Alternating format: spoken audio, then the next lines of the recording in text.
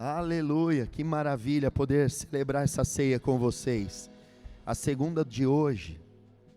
Pode tomar o seu assento se você puder. Vou dizer para vocês o que disse pela manhã: faça um serviço à sua fé, um serviço a você mesmo. E vá lá no canal do YouTube da Igreja DNA e assista a mensagem de quarta-feira agora, que a nossa bispa pregou: Jesus está voltando. Que mensagem despertadora, gloriosa, renovadora, tá bom? Eu quero salientar o convite que foi feito para vocês estarem nessa quarta-feira. O pastor Josué Gonçalves, ele é um teleevangelista. Ele tem, ou teve, eu não sei agora, porque eu sigo mais pelas redes sociais agora, mas durante muitos anos ele teve um programa pela manhã, aos sábados, na Bandeirantes. Eu acho que ainda tem, perto ali do programa do Samuel Ferreira, ali naqueles programas quando o Malafaia tinha. Ele estava lá falando de família. Ele tem uma espécie de um resort lá em Bragança Paulista, já estive lá, para casais. É uma autoridade no assunto família. Você precisa vir para ser ministrado a respeito do que Deus pôs no coração desse homem. Você sabe que tudo, essas agendas que a igreja proporciona é gratuita. Então não perca a oportunidade de ouvir alguém que realmente carrega uma unção específica nessa área, e tenho certeza vai ser resposta de Deus para o teu coração. Amém? Vamos à Bíblia Sagrada?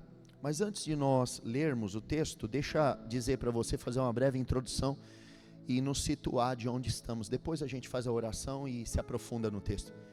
Hoje nós estamos na ceia, que é um ponto de intersecção, matematicamente falando, entre o mês do discipulado e o mês da família. Tivemos o mês do discipulado em julho e agora agosto, o mês da família. E eu quero dizer para vocês que é muito emblemático estarmos hoje aqui nessa ceia, fazendo essa junção dos dois temas. Por quê? Porque o discipulado é a família do Novo Testamento. E a família é o discipulado do Velho Testamento. É uma síntese para você compreender que Deus criou a família lá atrás, e aqui no Novo Testamento Deus faz essa família se aprofundar em bases sólidas nele mesmo, para que essa casa que foi construída fique de pé e suporte as intempéries da vida. Dar-se ao vento a tempestade, os rios arrojarão contra ela, mas ela permanecerá de pé. Então nós estamos no momento certo, na hora certa, para ter nossa família ainda mais fortalecida nos alicerces, nos rudimentos do Evangelho de Jesus Cristo, amém? E eu creio que esse mês você vai experimentar algo muito poderoso a título de salvação, já que os dois temas se convergem, discipulado e família. Um versículo do Novo Testamento, Atos 16:31, diz que quando o carcereiro pretendeu se matar e Paulo evangelizou, quando as portas do cárcere se abriu, quando ele e Silas perto da meia-noite oravam e o cárcere se abriu, ele disse, o carcereiro: então o que eu faço para ser salvo? Então eu acredito em Jesus. E aí Paulo responde: crê no Senhor Jesus e serás salvo tu e a tua casa. Qual é a verdade que esse versículo carrega? Fazendo uma breve exegese, estudo desse versículo rápido. A verdade que esse versículo carrega é que é impossível você crer em Jesus de verdade sem influenciar o pequeno grupo do qual você faz parte, que se chama família. Portanto, ser discípulo implica em impactar a família. A sua família será impactada pelas verdades que você absorveu. Você crê nisso? Porque salvação nunca foi o mérito de uma só pessoa, salvação nunca foi individualizada, salvação é familiar, geracional e fraternal. O que Deus está fazendo na sua vida, está fazendo nos seus filhos, está fazendo nos seus pais, está fazendo nos seus parentes, está fazendo nos seus irmãos. Mesmo que eles não estejam aqui, talvez você está aqui hoje e alguns deles estão lá na balada, na biqueira, na bebedice, no bar, mas Deus está aqui vendo você e vendo eles ao mesmo tempo. De tabela, Deus não tem como olhar para você e não ver os seus. Você acredita nisso? Então declare comigo: essa caixa não é apenas uma caixa, é a declaração da salvação de 7 nomes. Pronto, se você não pôs ainda, você tem que pôr a listinha de salvação, esses nomes aí. Deus quer salvar pessoas e Ele quer começar isso pela sua casa, amém? Agora sim, vamos ao texto. Eu quero te convidar a abrir a Bíblia, segundo escreveu o médico grego Lucas, o evangelista. E enquanto você vai procurando, vamos orar. Senhor, fala conosco pela Tua palavra e dispensa os mistérios do Seu reino. Nós dependemos exclusivamente de Ti, não só para explanar, mas para compreender e absorver a preciosa semente que será enviada hoje aos nossos corações, que vai germinar uma boa medida recalcada, sacudida e transbordante. Nós cremos nisso em nome de Jesus, amém. Lucas capítulo 1, versículo 17 diz: Ele irá diante do Senhor no poder e no espírito e no poder de Elias, para converter o coração dos pais aos filhos. Diga: converter o coração dos pais aos filhos, dos desobedientes à sabedoria dos justos, a fim de preparar um povo bem disposto para o Senhor. Amém? Meus amigos, nós estamos aqui diante de uma palavra que vai ser dita e proferida, pronunciada por um anjo. Olha como eu falava isso de manhã, como o evangelho é completo, é belo, porque nós temos vários oráculos, vários arautos, vários atores performando no cenário bíblico. Nós temos evangelistas, nós temos pecadores, nós temos homens santos, nós temos o próprio Senhor, os profetas, mas nós também temos mensagens de anjos. Isso é muito bonito. E o que esse anjo, que é Gabriel, está falando aqui, ele está falando para Zacarias, que é um sacerdote que está em ofício, em serviço no santuário do Senhor. O anjo aparece para ele dentro do santuário, em pleno exercício da função, e diz para ele: Zacarias, a tua espera acabou. Sua mulher, que durante toda a vida foi estéril, e você que é idoso, vão ver o sonho cumprido. Eu trago essa boa nova para você. Zacarias, você será pai, e quando o seu filho nascer, você colocará o nome de João. O anjo estava se referindo a um dos personagens mais importantes da Bíblia, João Batista. João Batista é intitulado, é apelidado na Bíblia como a voz do que clama no deserto. E o texto fala assim: voz do que clama no deserto, em Isaías 40, preparai o caminho do Senhor e endireitai as suas veredas. Quer dizer que ele vem com o título de ser alguém que clama no deserto e com uma função. A função é preparar o caminho do Senhor. E aqui o anjo está explicando para Zacarias quem vai ser esse homem que tem a incumbência, que vai nascer, e que lá na frente Jesus vai dar testemunho dele, só para você saber, dizendo que dos nascidos de mulher, ou seja, eu e você, não há ninguém maior do que João Batista. Jesus deu testemunho de João Batista. Ele ainda brinca lá em Mateus 12, dizendo que fostes ver no deserto um homem comendo gafanhoto, mel silvestre, vestido de pelos de camelo, um caniço agitado pelo vento? Não, eu digo que dentre os filhos de mulher não nasceu outro maior do que João. Jesus disse isso. E aqui quando o anjo está anunciando que vai nascer o João, ele está dizendo, ele irá adiante do Senhor. Ele é responsável por preparar o caminho, para que no caminho, nas funções, nas atribuições de Jesus Cristo, não hajam pedras de tropeço, não hajam impedimentos. A ideia de preparar o caminho é aterrar vales e aplanar montes. Um rei não pode vir andando assim a ermo. Você vê que quando os aviões presidenciais pousam, logo há um tapete vermelho estendido, não há? Há? João Batista é esse homem responsável pelo tapete vermelho de Jesus Cristo. Não pode dar nada errado. Ele tem uma mensagem e ele tem uma unção. Diga comigo, ele tem uma mensagem e ele tem uma unção. A mensagem dele é a mensagem do arrependimento de obras mortas.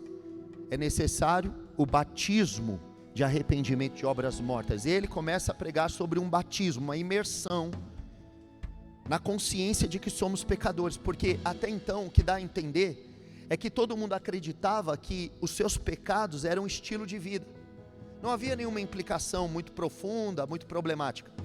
No entanto, para Deus era muito sério. O pecado é tão sério para Deus que Deus teve que matar o seu filho para nos absolver do pecado. Então daí você imagina o quanto o pecado é ofensivo para Deus.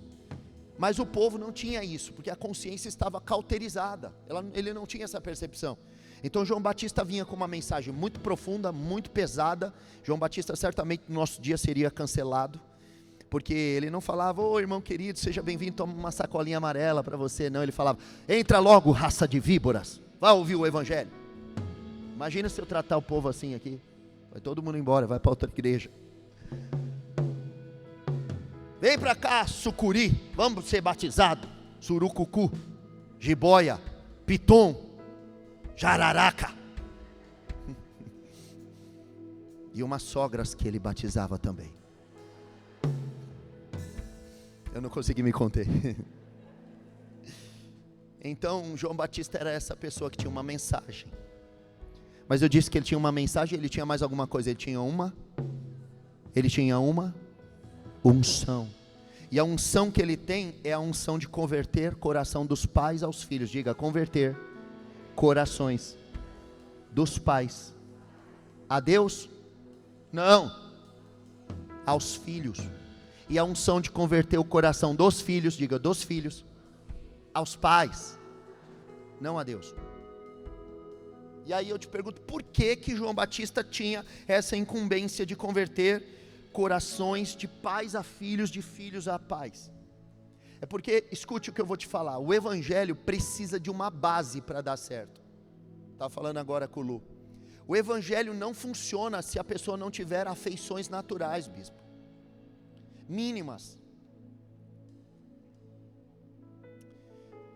Você pode olhar para alguém e dizer: aquilo é um pecador, aquilo é um traste humano, e pode você julgar dizendo: não há como, ele é um matador. Paulo, matador. Saulo de Tarso, um bandido, um corrupto. Mas se ele tiver afeições naturais, se ele tiver empatia pelos seus pais, se ele tiver afeições pelos seus filhos, se ele tiver um sentimento fraterno, há uma chance de pregar o evangelho para ele, há uma chance de alcançar essa pessoa. Eu posso dizer, eu já vou dar um spoiler aqui, eu vou antecipar um testemunho, posso? Quer arrepiar comigo? Preguei essa mensagem de manhã, algumas pessoas aceitaram Jesus, e no final do culto me trouxeram um rapaz, e disseram para mim: bispo, ore por ele, ele é traficante. Uma tatuagem no rosto, visivelmente, o estereótipo denunciava quem ele era. E eu olhei para ele e falei: rapaz, você tem vontade de se arrepender? Ele disse: eu tenho. Eu falei: então Jesus te aceita, o meu coração se converte ao teu, o teu coração pode se converter ao meu, e nós juntos podemos nos converter a Deus. Você aceita se converter a Deus aqui agora? E disse: sim, eu aceito. E orou comigo fazendo uma confissão de fé.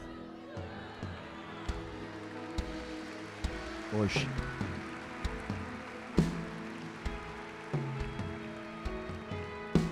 se não houver afeições naturais, não tem como. O evangelho não consegue penetrar, crescer. Ele é incapaz de responder positivamente ao evangelho se essa pessoa não tem, é desprovido de afeições naturais. Então João Batista, que é o homem que tem uma mensagem e uma unção, a unção dele é fazer com que o coração de pais se convertam ao coração dos filhos, e o coração dos filhos se converta ao coração dos pais, porque depois Jesus vem e resolve o resto. Sabe por que o evangelho está crescendo? É comunismo, é fascismo, é tudo que os ismos da sociedade, as doenças sociais, os regimes, sabe? Porque o Evangelho continua crescendo, porque a família continua sendo família. Uma sociedade em que a família não é mais família, aí o Evangelho não consegue mais entrar. É por isso que o diabo não tem força contra o Evangelho, ataca quem? A família. Porque se as afeições naturais são corrompidas, logo o Evangelho não penetra. Por quê? Pergunte para mim, por quê? Porque foi Deus quem criou a família. Porque Deus é um Deus família. Estranho isso, né? Mas Ele não é o Deus triuno? Pai, Deus Pai, Pai nosso que está nos céus, Deus Filho, Filho obediente, obediente até a morte, morte de cruz, e Espírito Santo, que é um elo, um vínculo de afeição, que é uma pessoa, a terceira pessoa da Trindade, que transmite Deus, que comunica, que avisa, que instrui os nossos corações. Pronto. Deus não pode se relacionar com quem não é família, com quem não tem um coração propenso a amar, porque Deus é um Deus familiar, porque o Evangelho é familiar. Jesus não veio do nada, Jesus veio de uma mulher, Jesus estava dentro de uma família, de um elo familiar, havia um pai, adotivo, mas havia. Deus não está só salvando pessoas e indivíduos, Deus também está adotando filhos, está escancarado, está declarado já nas Escrituras, que o negócio de Deus é com a família. Deus tem um negócio com a família, Deus tem um negócio muito intrínseco, muito forte com a família, porque Romanos capítulo 8, versículo 15, está lá, escancarado, para quem quiser ver, que nós não recebemos o espírito de escravidão para viverdes outra vez atemorizados, mas recebemos o espírito de adoção, baseados no qual nós clamamos, Abba! Nós recebemos, Gálatas 4:6, o Espírito do Filho com F maiúsculo, pelo qual nós clamamos, Abba! Efésios no capítulo 3, verso 14, uma oração do apóstolo Paulo, diz: me ponho de joelhos perante o Deus e Pai do nosso Senhor Jesus Cristo, do qual toda a família no céu e na terra toma o nome. Quando você entregou sua vida para Jesus, você tomou o nome de Deus. Sabe, um órfão, ele não tem nome, mas quando ele é adotado, ele toma o nome dos pais, e agora ele incorpora aquele nome agora é dele. O sobrenome que você carrega é o nome de Deus.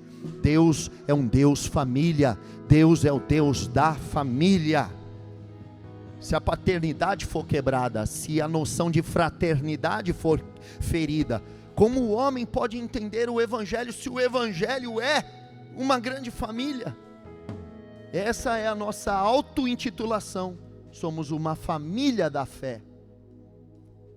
Então, o anjo Gabriel aparece falando aquilo, que ele vai ter uma unção de converter o coração dos pais aos filhos. Só que o Gabriel lia a Bíblia, Gabriel viu que esse texto que ele recitou para Zacarias, tinha sido falado 400 anos antes, e foi o último, escute, preste atenção, olha a gravidade do que eu vou falar, essa foi a última palavra que Deus falou, pelo ministério dos profetas, depois dessa palavra, que Gabriel está recitando para Zacarias, que foi dita pelo profeta Malaquias, no capítulo 4, versículo 6, Deus parou de falar com a terra por 400 anos.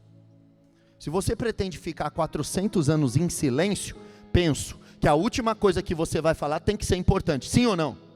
Se é a última vez que você vai falar com uma pessoa, você não vai pensar bem no que você vai falar, você não vai ter outra oportunidade, sim ou não? É isso que aconteceu, e ele está recitando um texto tão importante, que é o último versículo da Bíblia, do Velho Testamento, só que com uma pequena diferença, que se nós lermos o texto como está em Malaquias, vai dizer, converterá o coração dos pais aos filhos, dos filhos aos pais, para que eu não venha e castigue a terra com maldição. Ou em outra tradução vai dizer, do contrário, ferirei a terra com maldição. Por que ferir a terra com maldição se pais não se converterem aos filhos, se filhos não se converterem aos pais? É porque quando se perde a afeição natural, quando se desconecta, quando se peca, quando se separa de Deus, quando se separa da família, a terra é amaldiçoada. É só você olhar países que cuidaram ao longo da história da família, eles são muito desenvolvidos. Países que degeneram a família, áreas onde há pedofilia, onde os filhos são entregues para se prostituírem. Como que é a terra? Você já foi nesses lugares? Já visitou esses lugares? É degenerado. A terra é maldita. Quando Adão pecou, meus amigos, sabe o que Deus fez? Amaldiçoou a terra. Porque o Adão foi feito para a terra, e se ele, como o tutor da terra, peca, logo o que ele cuida também é maldito. Deus falou assim: porque você pecou, maldita será a terra, e a partir de agora produzirá abrolhos e espinhos, do suor do seu rosto comerá, do pó veio o homem, ao pó tornará. Porque o homem era o representante da terra. Tu o fizeste um pouco menor do que os anjos, de glória e de honra constituíste sobre as obras de suas mãos. O homem foi encarregado de cuidar do jardim. O homem é o substituto de um orvalho. Você vê que nós não somos muita coisa, né?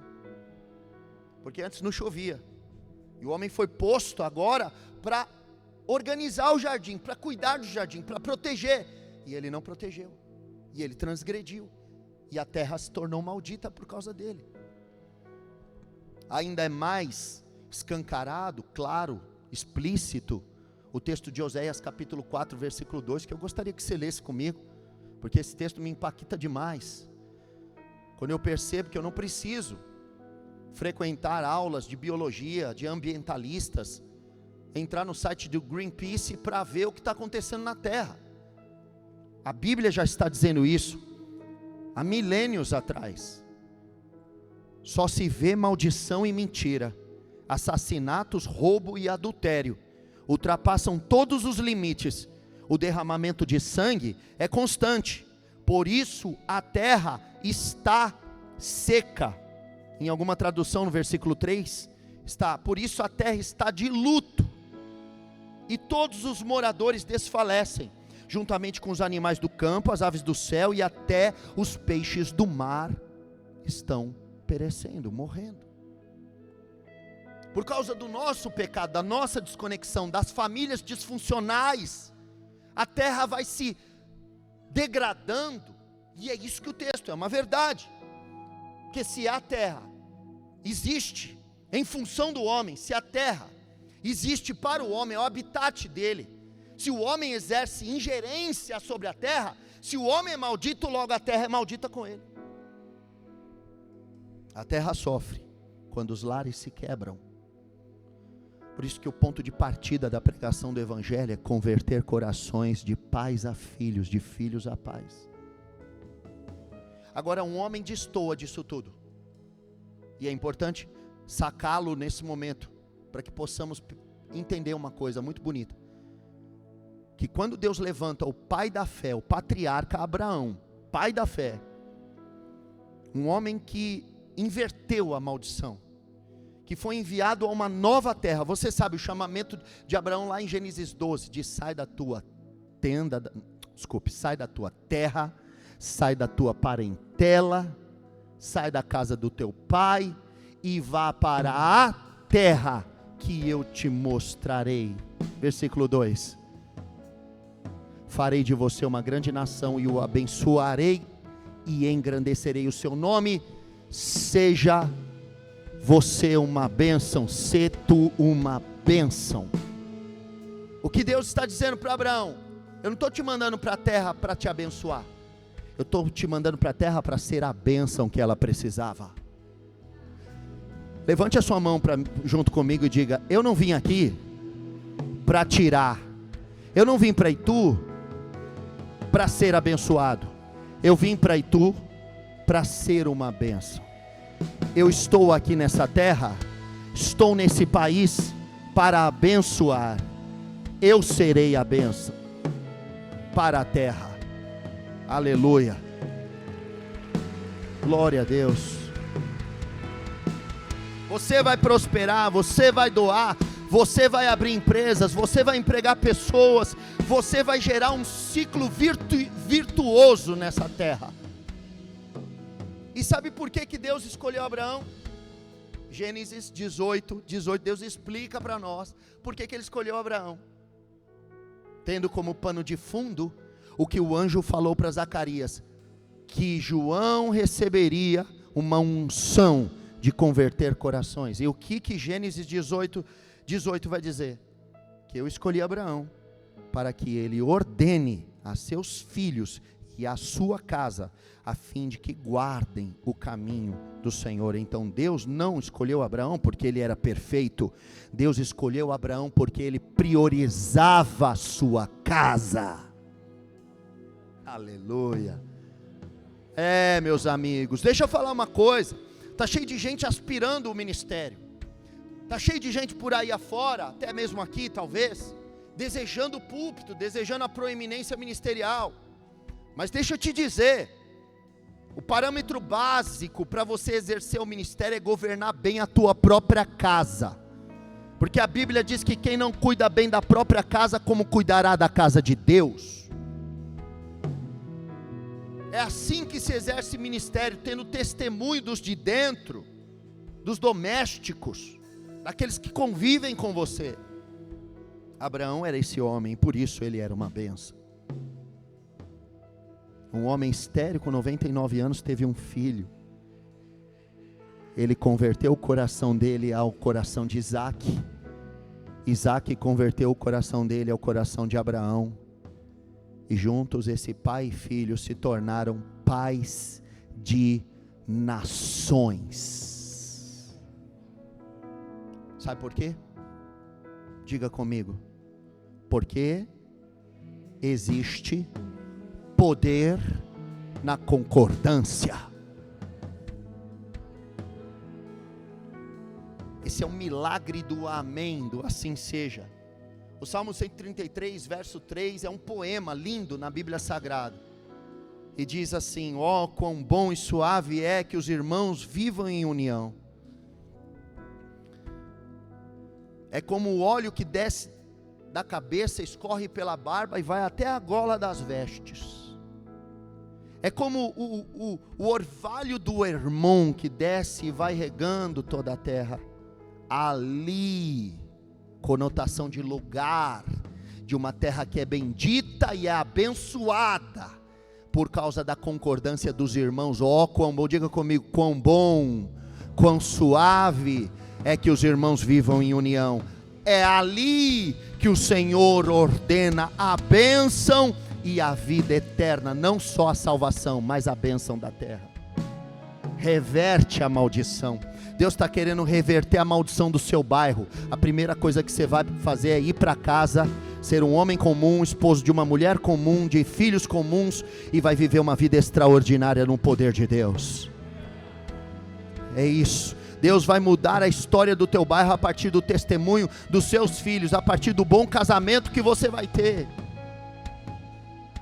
Isso é tão poderoso que a igreja nasce no princípio de ter um só coração. Diga, um só coração. Se você ler comigo Atos capítulo 4, verso 32, vai dizer que da multidão dos que creram, era o coração e a alma. Aquela igreja primitiva que nós tanto nos espelhamos, que nós tanto amamos, que viviam, meu Deus, uma euforia tão gloriosa, salvação, milagres, transformações tão tremendas, ela se pautava no princípio de ter um só coração, porque você só tem uma concordância se você estiver no mesmo nível, e aquela igreja estava toda no mesmo nível, todos estavam ali servindo juntos, todos estavam ali amando o mesmo propósito, em coesão, em concordância, em coerência, em conexão.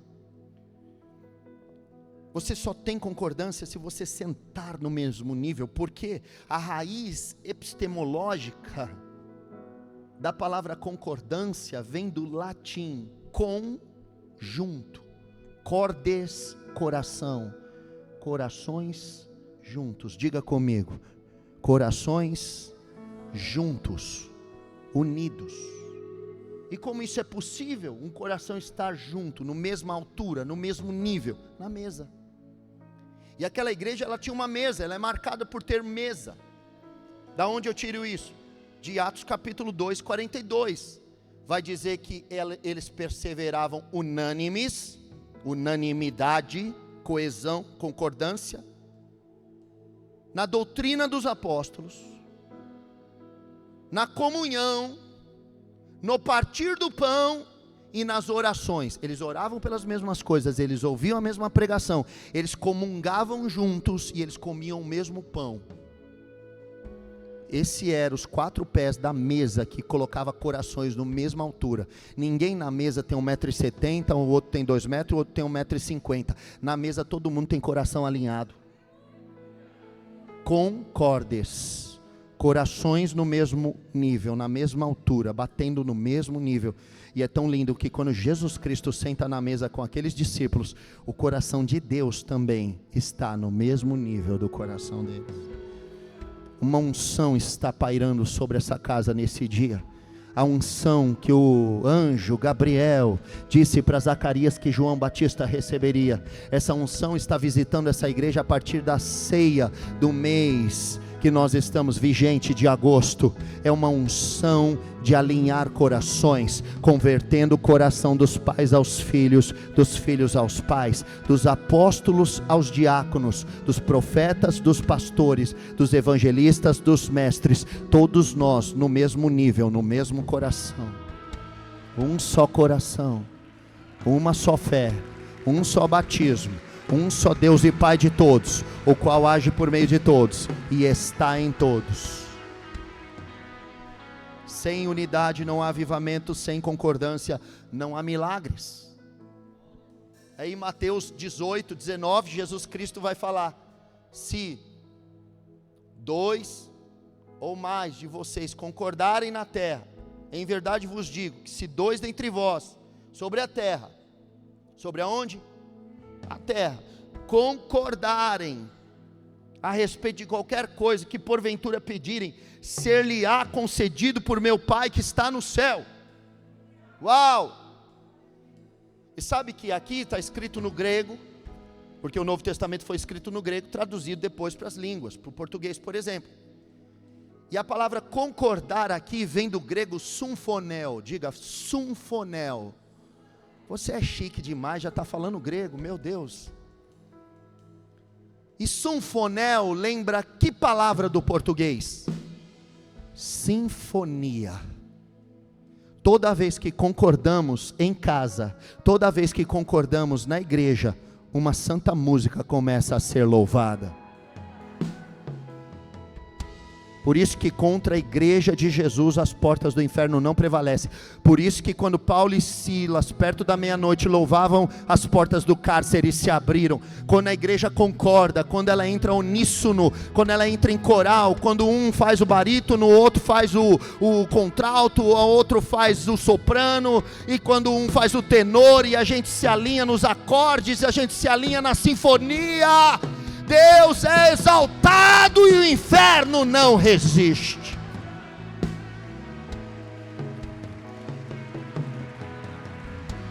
O crime não consegue segurar o traficante que entra nesse lugar e vem ao altar dizendo: eu quero me converter.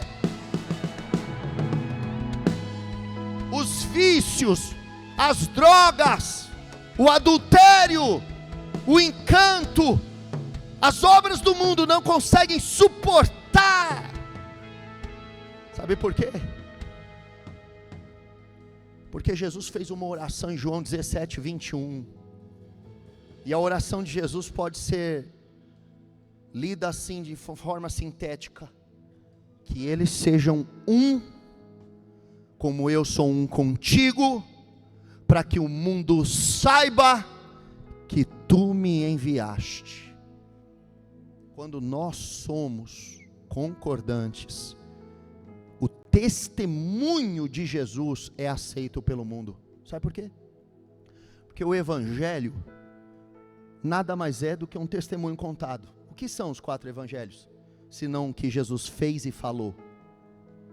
E por que são 4? Porque 2 testemunhas já dava, e Deus é o Deus da porção dobrada. 3 testemunhas pela lei já é aceita. Deus pôs 4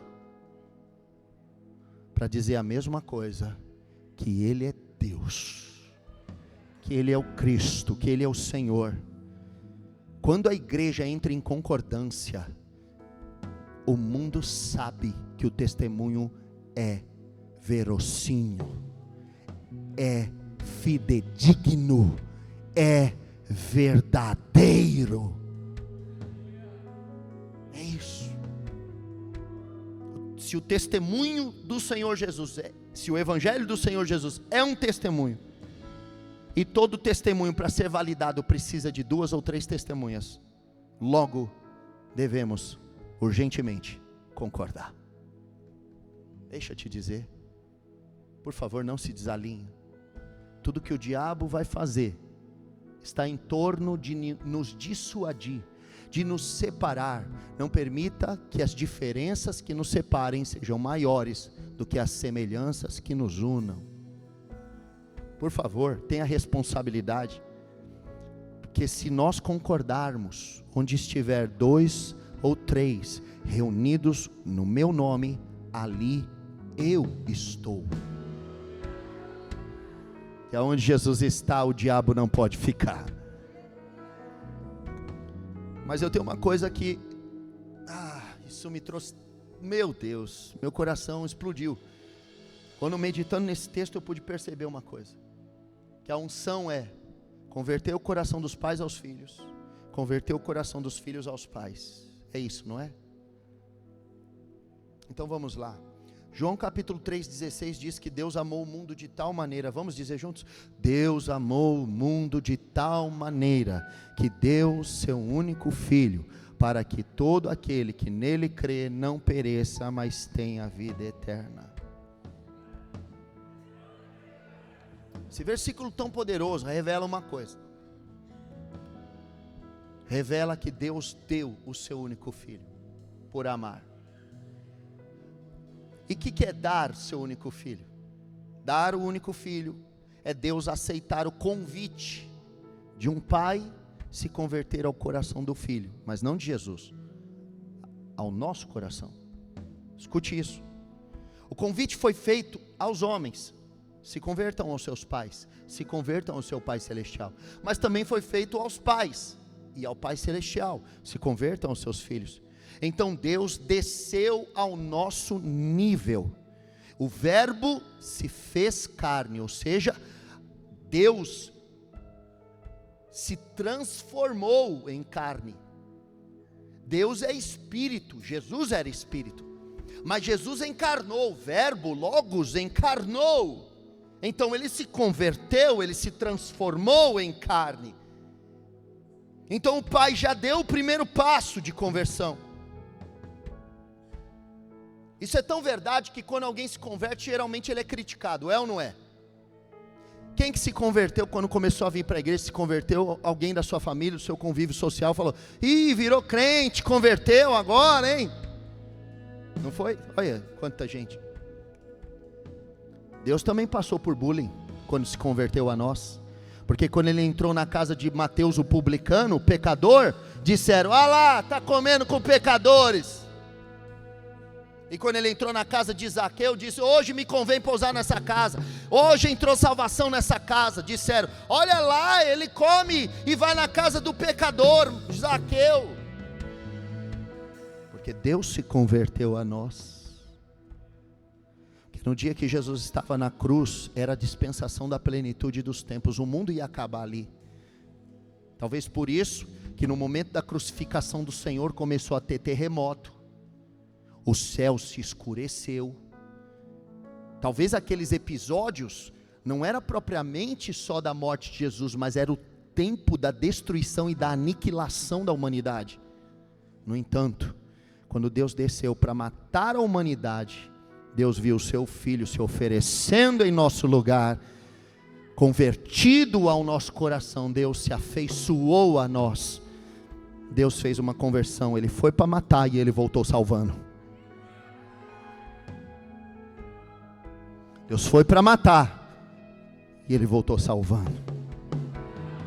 Conversão é isso, é você ir para um lugar e desterçar o volante e voltar. Deus desterçou o volante, Deus se fez carne, Deus se converteu em homem, Deus desceu ao nível, Deus alinhou corações na mesa, Deus alinhou coração com o pecador, Deus entrou na casa de pecadores, Deus conversou com prostitutas que estavam condenadas, Deus se abaixou no nível dela e escreveu na areia, Deus escrevia na terra.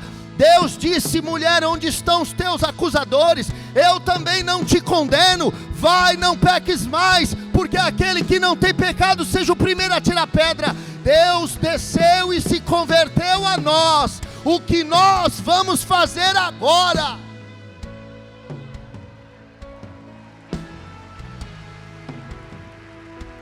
Aleluia.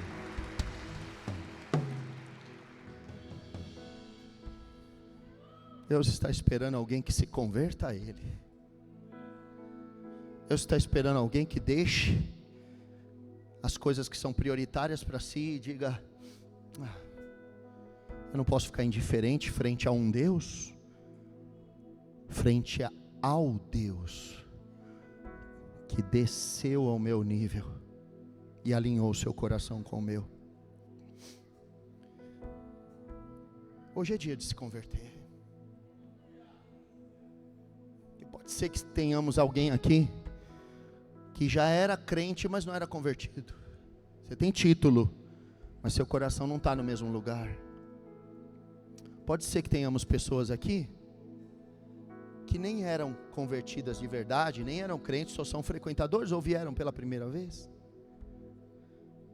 Eu te pergunto, o que você vai fazer com essa informação? Se a partir de hoje você tomar um conhecimento de que Deus se converteu a você, o coração do Pai ao coração dos filhos. Você é filho de Deus. Se somos filhos, Romanos 8,17, então somos herdeiros, herdeiros de Deus e co-herdeiros com Cristo, se de fato participamos dos seus sofrimentos, para que também participemos da sua glória.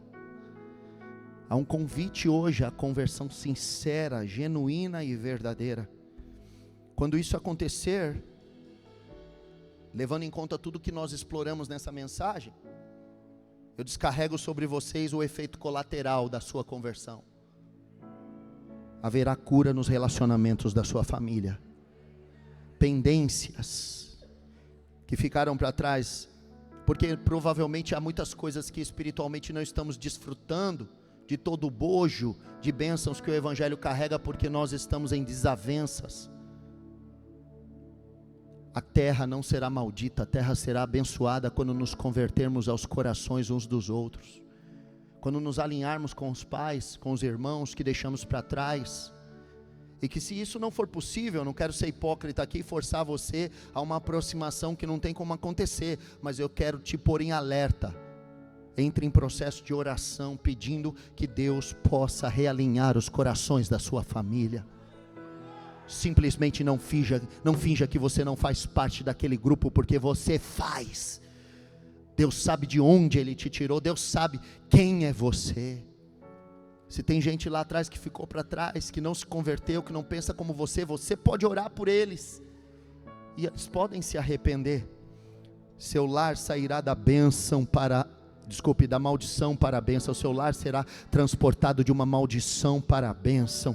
Você será chamado filho de Deus, porque a Bíblia diz: bem-aventurados os pacificadores, porque eles serão chamados filhos de Deus. Mateus 5,9. Viveremos o poder colateral da concordância, nossa casa e nossa família será profundamente impactada, e também vão aceitar o Senhor. Por quê? Porque é um testemunho dado, não só por uma voz, mas é um testemunho em concordância. Você está buscando um som mais alto, uma sinfonia para ser cantada naquela casa. Deus vai amplificar o som do testemunho do Evangelho dentro do seu lar. Eu quero declarar, você vai saltar da condição de um bastardo para um filho amado, para um filho de adoção. Essa é a verdade que essa palavra nos traz. E aproveitando que nós estamos diante da mesa, da ceia, me permita dizer, esse é o lugar de partir o pão, onde o pão será partido. Permita que o orgulho seja partido hoje. E se você tem uma desavença com alguém aqui mesmo, procure essa pessoa, reate, reconcilie, faça o que Deus fez. Deus não ia ser menos Deus se não descesse. Deus não ia ser menos Deus se não nos amasse, se não fizesse tanta questão de mim, de você. Ele continuaria sendo quem Ele é, envolto de glória, de luz, de anjos, de louvores, mas Ele preferiu o preço da cruz para se reconciliar, se converter a você. Ele se virou, Ele se voltou, Ele deixou sua glória, sua majestade, e veio, nasceu numa estrebaria. Aproveitando que estamos numa ceia, e que temos em vista o testemunho do próprio Deus, do próprio Jesus, você talvez precise se converter a alguém. Quem sabe, seja você, pai, que precisa se converter ao seu filho. Que eu falei de manhã e volto e repito, que o que pode acontecer é que muitos filhos que hoje estão perdidos, é porque conseguiram conexão de coração com o crime, com o mundo, e não com os pais. E Colossenses capítulo 3, 21 diz: pais, não irriteis os vossos filhos, para que os mesmos não fiquem desanimados. Há um nível de irritabilidade que nós imprimimos nossos filhos. Talvez nós sufocamos e apertamos tanto eles, que eles não conseguem atingir, e chega uma hora que desanimam, digam: eu não consigo, eu sou um fracasso mesmo. Muitos de nós lutamos com isso, por pais muito exigentes, que nos fizeram perceber que nós não éramos capazes de atingir o que estava sendo exigido. Deus está dizendo: menos, não irrita seu filho, conecta o coração, se converte ao seu filho, se converte ao coração do seu filho. Posso dizer, imagine seu filho fazendo uma coisa que ele não gosta, só para ter tua atenção. Você quer fazer do seu filho, da sua filha, uma mendiga, um mendigo emocional? Gaste tempo com seus filhos, olhe-os nos olhos, ouça o que eles têm para falar, se converta ao seu filho, como o Pai Celestial se converteu a nós. O que eram os nossos assuntos para Deus? Não eram tão importantes assim, e mesmo assim, Ele desceu e sentou na mesa e olhou no nosso olho. Agora é a vez deles, fique calmo, irmãos, a vez dos filhos.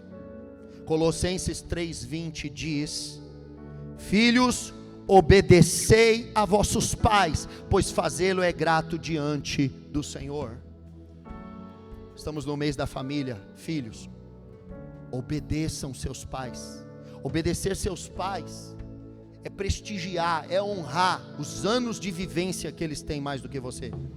Todo o amor sacrificial, toda a dedicação que eles debruçaram sobre você.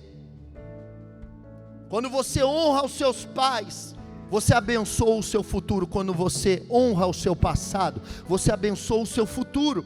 Quando você desonra os seus pais, você amaldiçoa o seu futuro. Porque o primeiro mandamento com promessa é esse: honra os seus pais, honra o seu passado. para que te vivam, para que te prolonguem seus dias, o seu futuro.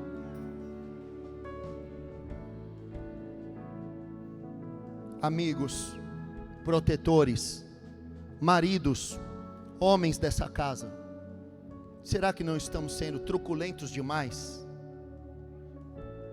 Será que não estamos sendo grossos demais? Ou estamos sendo subjugando as nossas esposas? Sabe que há um texto que sempre me preocupou muito. 1 Pedro capítulo 3 versículo 7 vai dizer que se nós não soubermos como homens viver a vida comum do lar com as nossas esposas, se não tivermos discernimento para com elas como vaso mais frágil, as nossas orações ficarão interrompidas. Imagine você não puder orar no momento em que você precisar. Talvez você precise de algo da parte de Deus e Deus diz: não vou te ouvir. Por quê? Porque você não trata bem a sua esposa. Olha que coisa forte. Precisamos ser mais sensíveis. Precisamos converter o coração às nossas esposas. Meus amigos, minhas irmãs, agora é a vez de vocês. Você pensou que ia escapar dessa? Efésios capítulo 5, versículo 24. Adverte vocês que como a igreja está sujeita a Cristo, assim também vocês estejam sujeitas ou submissas ao seu marido. Um marido a quem você pode estar resistindo, ao invés de interpretar e de respeitar a missão que ele tem. Vou falar uma coisa para vocês, minhas irmãs. Se você rivalizar com o seu marido, porque ele está equivocado, vai ficar mais caro do que você deixar ele equivocado e dar suporte para ele. Porque quando você fere o princípio da concordância, o princípio te fere. Mas quando você respeita o princípio te recompensa. Então é melhor buscar a conciliação e ser sábia. Deixa ele se equivocar, vai ser mais pedagógico, uma hora ele aprende. Eu sei porque eu sou assim, cabeça dura. Eu falei, tem duas coisas que Deus fez eu ter certeza absoluta que devia fazer na minha vida. Uma delas eu vou falar aqui para você. Quando nós voltamos de São Paulo, sem saber o nome da igreja, eu disse: eu acho que podia ser igreja DNA, tive uma visão com isso, o que você acha? Ela falou assim: é bom. Eu falei: então é Deus. Porque se concordou de primeira. Segunda eu vou falar para vocês, já falei, né? Mas talvez alguém não ouviu. Quando eu entrei nesse lugar, estava tudo esburacado, não tinha teto, estava destruído, caiu uma bomba aqui. Eu tinha para mim que ela não ia querer. Qualquer coisa você falar, vamos, eu vou. Eu entrei aqui falando, dava, mas ela não vai querer, porque o negócio está só o pó da rabiola, está zoado, estava ruim. Ela entrou e falou, nossa, que maravilha, aqui dá, hein? Eu falei assim, é de Deus. 3 meses aqui estamos fazendo hoje, hein? Era de Deus mesmo. Concordância, coração com coração, de coração para coração, concordância. Há um poder glorioso na concordância. Quando os corações concordam, até o lugar destruído se torna um lugar de vida. Fique de pé no seu lugar, em nome de Jesus. Aleluia. Vamos fazer uma oração com base nessa palavra. Ore comigo, tomando posse dessa unção que o anjo disse que João Batista teria, e que nós também, como preparadores do caminho, também podemos ter. Não vamos desperdiçar a oportunidade. Se os pais estão se convertendo aos filhos, por que os filhos não se converteriam aos pais? Ore comigo, diga: Senhor Jesus, eu te agradeço por essa mensagem. Obrigado pela palavra que me convida à conversão. Eu estou mudando o rumo. Eu estou mudando a rota. Eu estou me convertendo ao coração das pessoas que eu tinha desavenças, porque essas pessoas também estavam buscando o melhor, mas acabaram errando, assim como eu também erro. Mas o Senhor me deu um exemplo. Se o Senhor, que não precisava de mim, se converteu a mim, saiu do céu e veio à terra, abaixou até a cruz, então quem sou eu para não me converter? Hoje eu respondo sim, porque eu não quero mais viver as consequências. Eu não quero mais que a minha terra sofra maldição. Eu quero abraçar hoje o poder da concordância, de coração para coração, corações unidos, uma sinfonia santa, uma música está sendo cantada hoje, está sendo tocada para a sua glória, porque nós somos corpo. Eu me converto hoje, me converto a Deus, me converto à igreja, me converto à palavra, eu me converto à minha família.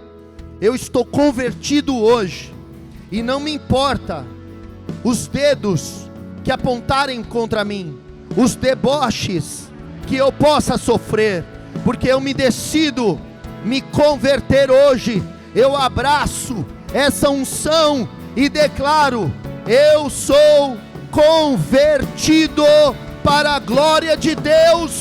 Amém.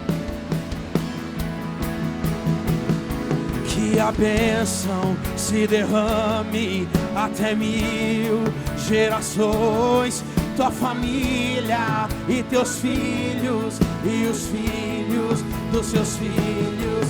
Que a bênção se derrame até 1000 gerações, tua família e teus filhos e os filhos dos teus filhos. Sua presença te acompanhe por detrás, por diante, do teu lado e em ti. É contigo, é por ti, e de dia e de noite, tua entrada e saída, em teu riso, em teu choro. É contigo, é por ti, é contigo, é por ti, é contigo, é por ti, é contigo, é por ti, é contigo, é por ti.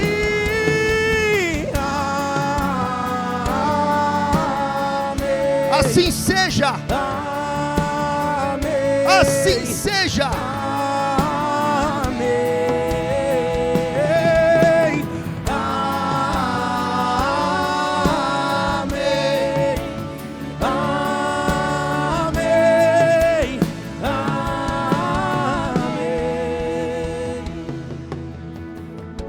Deus já fez isso por você.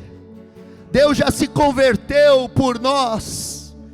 Deus se converteu ao nosso coração. E hoje você fez uma oração, dizendo: o Senhor não vai fazer isso sozinho.